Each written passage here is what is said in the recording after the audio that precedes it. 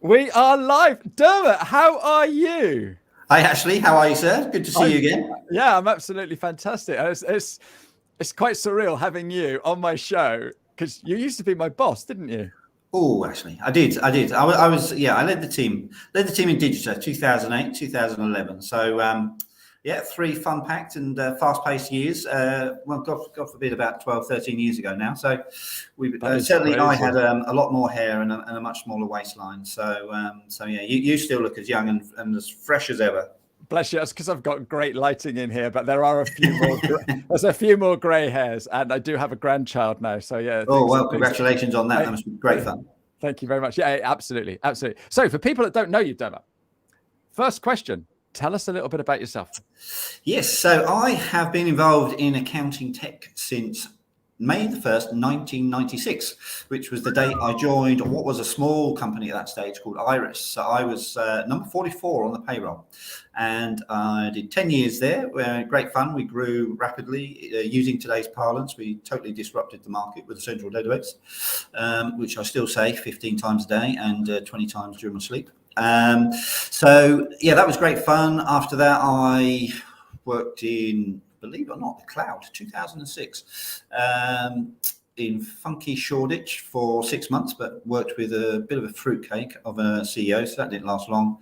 Had another role before I went and joined Digita in 2008. So I was the first Thomson Reuters employee to join what had previously been the very successful family-run business Digita down in Exmouth on the coast in glorious Devon. So that was all good fun. So taking what was a very small, circa 50 people business and bringing it into a global corporate Thomson Reuters, which at that stage was about $13 billion turnover and 55,000 employees.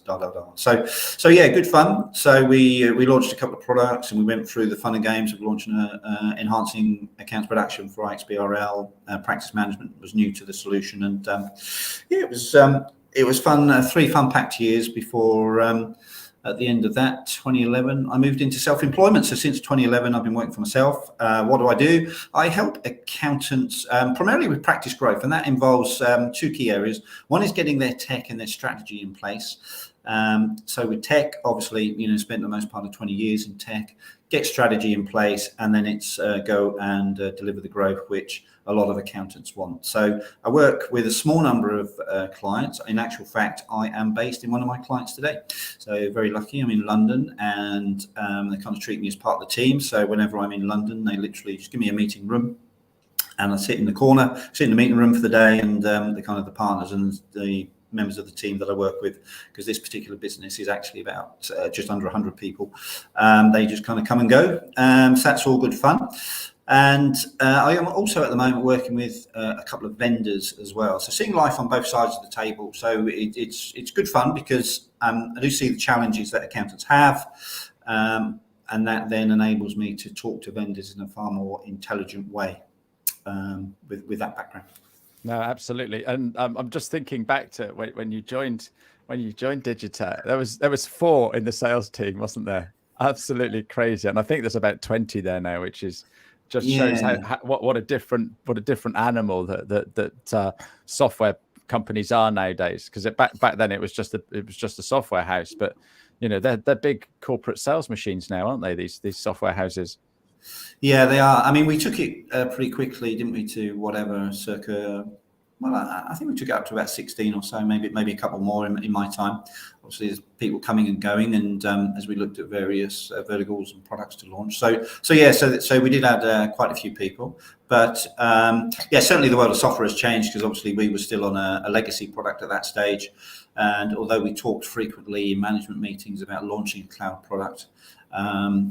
There's still a few of the compliance houses that are kind of waiting to complete that job. They certainly started it, but they certainly haven't completed it. So writing software and then supporting it, delivering it to your target market is not as easy as everybody thinks. It's not just about turning up and counting the money. No, absolutely, absolutely. So anyone who doesn't know what IXBRL is, Jonathan's got the answer. There you go. Thank you, Jonathan. Sorry, you see, it wouldn't be a conversation between two people who've worked in tech sales without a lot of TLAs, three-letter acronyms. So that one's four. I get that, but that's why I'm a sales guy, not an accountant. Absolutely.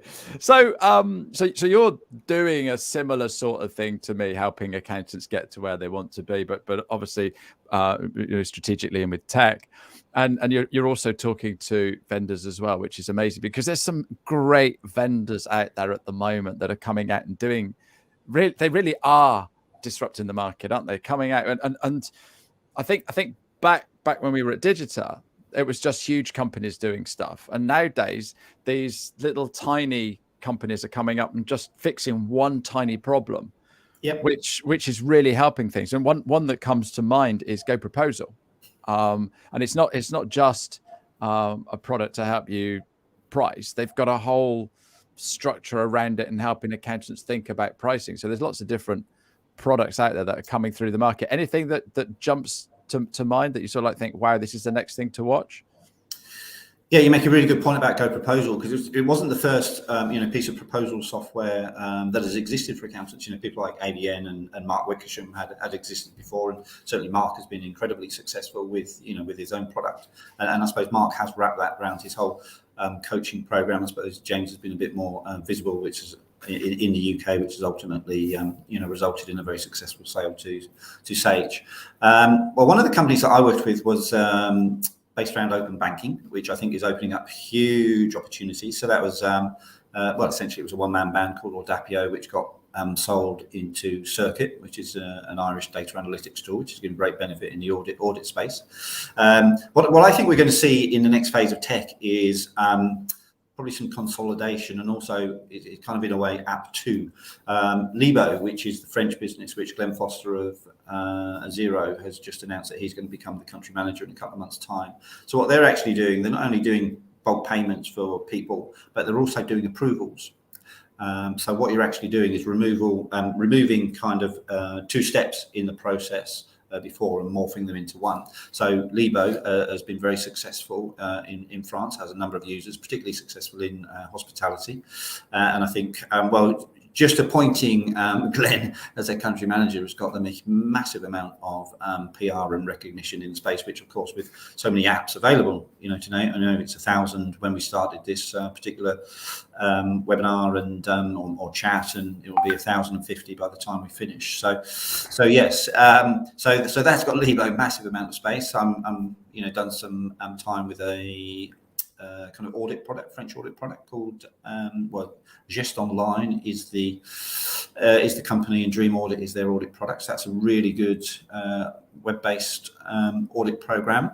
So that's obviously just applies at the kind of top end of the market, but that looks really good and has got some great reviews from the people that have looked at it, and one or two people signed up already, which is great in such a short amount of time. And then I'm working with a really clever revenue generating tool in the space for accountants, which I need to keep under wraps at this moment in time, but we'll probably be going to market with that let's say probably end of the summer, August, September. So if you want, I'll come back on actually, and you can have the world exclusive. Absolutely, would love that. Yeah. So I had the ladies from EasyPay come on as well. So okay. there's lots of things going on, and I think accountants are more open to the new stuff, whereas before they wouldn't touch anything unless it had been in the market for 20 years.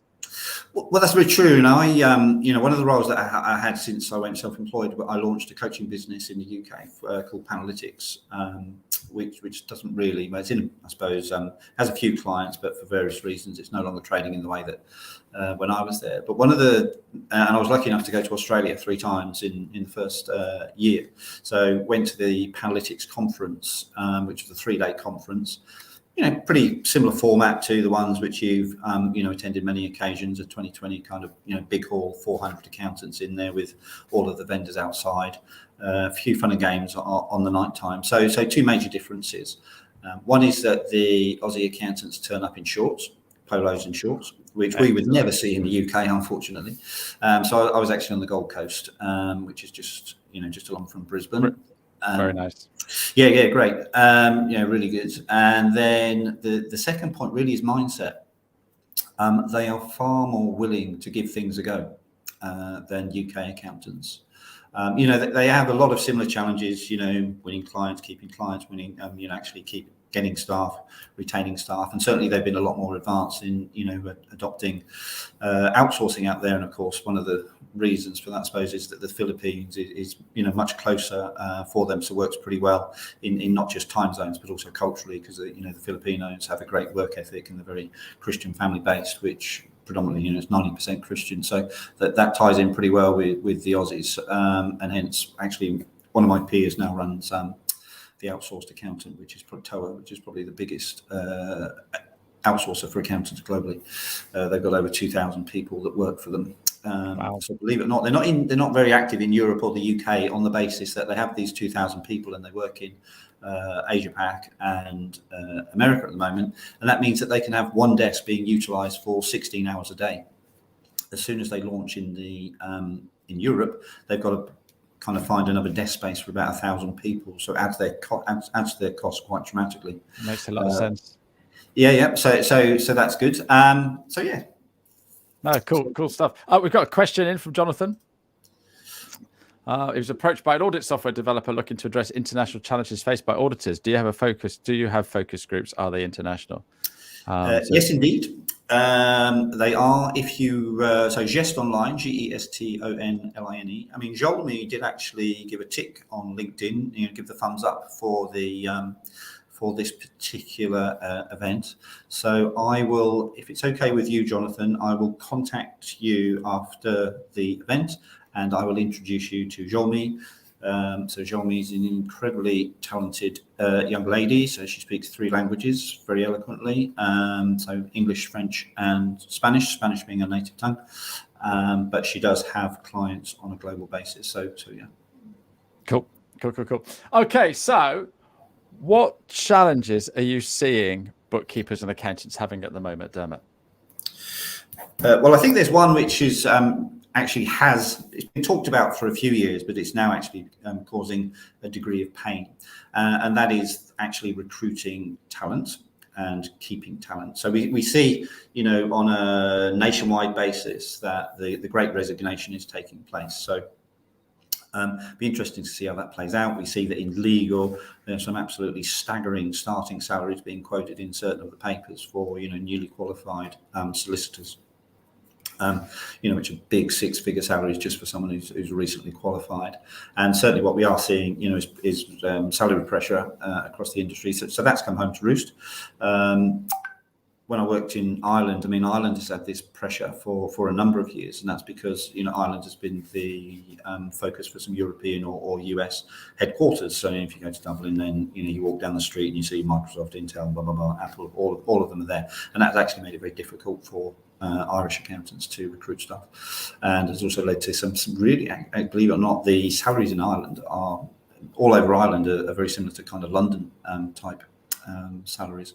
So that has led to pressure, and obviously that gives a great opportunity to the outsourcing companies that we all are aware of.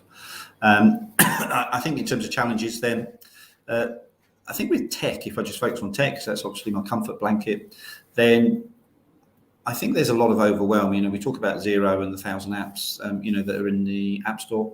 1,025 now, isn't it? Yeah, halfway through the meeting, so 1,025. Thank you. And I think people sit there and they can, well, where the hell do I start? How do I start? And I think one of the challenges that people like me and you have faced in the past is it was very difficult for us just to keep up to speed with everything that our own company did when we were employed by them, and it was our role, 100% of the time to be totally focused on what our business was doing, because tech does move at a reasonable pace. So then, when you actually then come to the other side of the table and think, well, I'm an accountant, I've got to go out, I've got to win clients, I've got to run my own business with all the challenges that faces. How the hell do I keep up to speed with tech? And I know that a lot of accountancy businesses now have cloud champions, but also those cloud champions, not all of them, very talented people, very clever people, much cleverer than me, but they're kind of a little bit lost. How do I turn? Where do I go for information? I know that if I go to a certain vendor. I'm just going to get that vendor's sales pitch, and what I actually want is an independent, view of the marketplace. And that's, something which I can obviously help with if people feel that they need help. No, perfect. And you were saying something earlier about setting up something? Yes. So because of that challenge, that's a lovely segue, Ashley. I am going to launch a mastermind group for accountants. So it's going to be focused around tech. I'm doing it with a good friend, somebody I've known for a long time, John Toon, who is a qualified accountant who works with Beavers and Struthers. So John, again, very tech savvy, tech knowledgeable.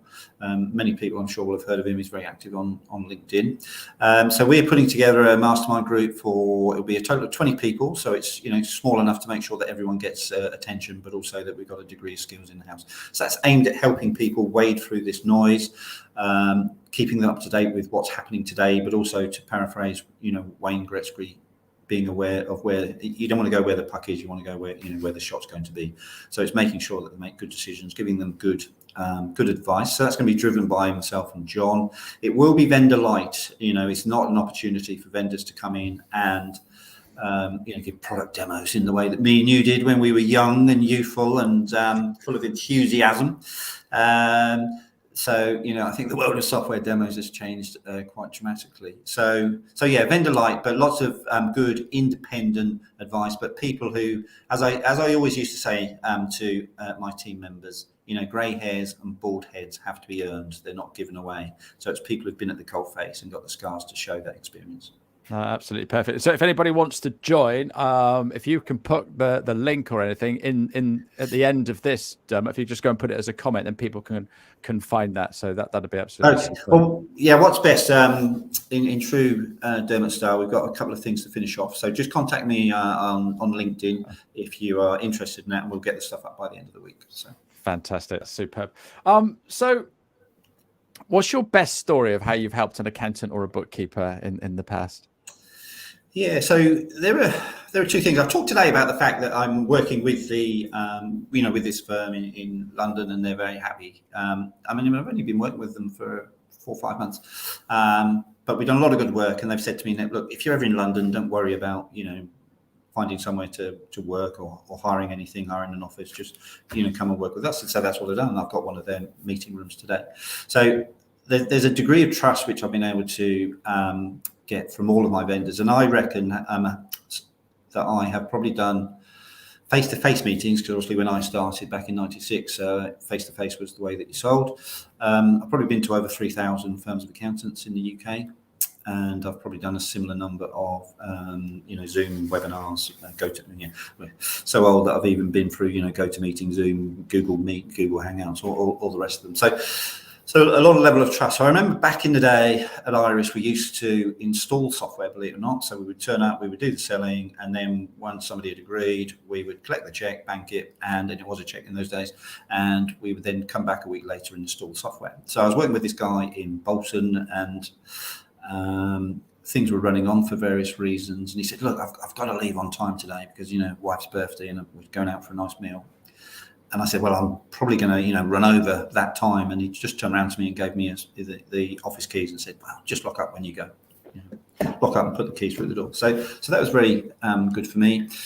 Bringing it to a more up-to-date story is a lot of you will know Ria. So Ria may well be watching. Ria Jane Lincoln. So Ria has a wonderful backstory about how she fell into accounts. Well, it's quite traumatic actually, but she self-taught herself. She ended up in a women's refuge, and she's talked publicly about this story, so it's not a surprise. I'm not giving away any secrets here.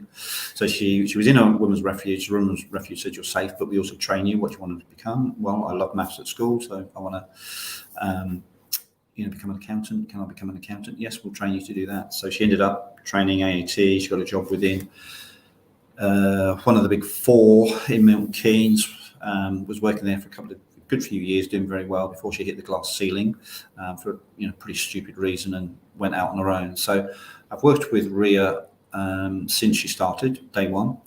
And just, again, I'm not an accountant, so she does all the work, but she She's a digital business. She's niched in the beauty sector. She works with the big players in the beauty sector who, these are people with over, 20,000 people on their YouTube lists or their Instagram accounts. So big players. So with niche, she's been Practice Ignition Woman of the Year twice. She was on the judging, Global Top 50 Women. She was on the judging committee last time round, one of 4 on the judging committee. She's won the Accounting Excellence Award for Sole Prac of the Year. She won COVID Hero for Duty for Beauty. So this was quite interesting. So on a Saturday night, I was, sat watching telly. I've got an Insta message from her. That's one of the ways that we communicate, Insta messaging. And she said, I said, I've just been out for a duty for, what was the Help for Restaurants thing that, yeah. So whatever that was called. And I said, we really need to do something for the beauty industry. And I said, how? And she said, that's a great idea.